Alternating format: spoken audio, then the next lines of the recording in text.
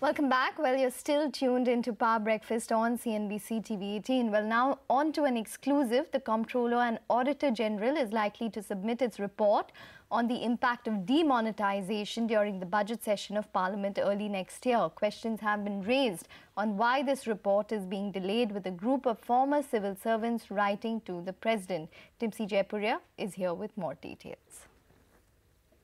CAG is likely to table a report on the impact analysis of demonetisation in the upcoming budget session early next year. What we understand from sources that CAG on May 17, 2017 had called a meeting to discuss the audit issues arising from the demonetisation exercise. Various offices of government and CAG were asked to submit views latest by August 10, 2018, and these views are currently being delayed. What we also pick up from sources is the fact that CAG had sought comments on expenditure made by the government to provide relief during demonetisation, especially in areas such as GDP estimation.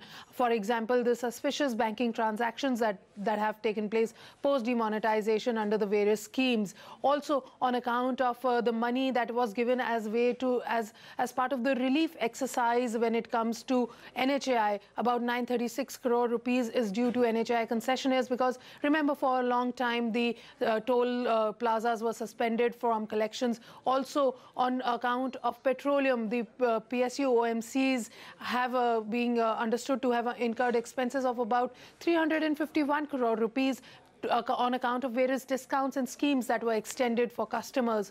Also, when it comes to railways, similar service charge waivers were given. So all in, a lot of discounts, a lot of relief was given to the people to make demonetisation a painless exercise. And yes, on account of this, all expenditure made by the government is what the CAG audit report is going to focus on. Let's see what CAG submits in the budget session. Back to you.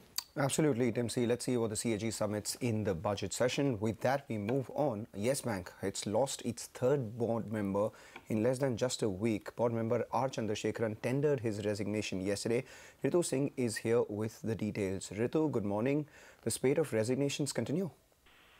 Good morning, Mangalam. Yes, it's the third exit in less than a week after Ashok Chawla and Vasant Gujrati also resigned from the board of Yes Bank. Now, the latest resignation comes from R. Chandrasekhar, and it comes amidst, some concerns that we understand Mr. Chandrasekhar raised. We understand that his resignation from the board was because of concerns relating to recent events at the bank and discomfort over the handling of these events, which has led to his resignation. We understand he is in a letter to, in his resignation letter, is likely to have cited the current environment not being conducive to him staying on with Yes Bank. He said, he was also concerned over instability because of the recent exits and the way those exits had happened.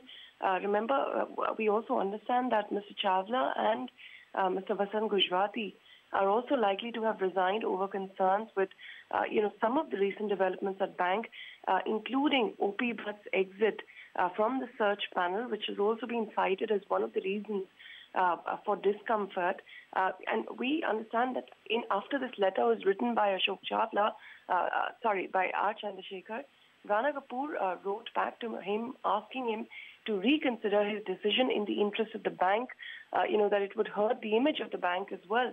But Mr. Chandrasekhar turned down that request to even stay on for the next 5 months, and chose instead to resign. So all of this, it doesn't really give a good picture of what is ongoing at Yes Bank currently, and 3 exits in less than a week. Some even say there could be more. Okay. All right, Ritu, thanks very much for that. So that is on Yes Bank, and with regards to all of the developments on the board and the resignations. Well, we'll take a break now, but up next, we'll get you highlights of the 9-hour marathon meeting of the Reserve Bank of India board meet. Stay tuned.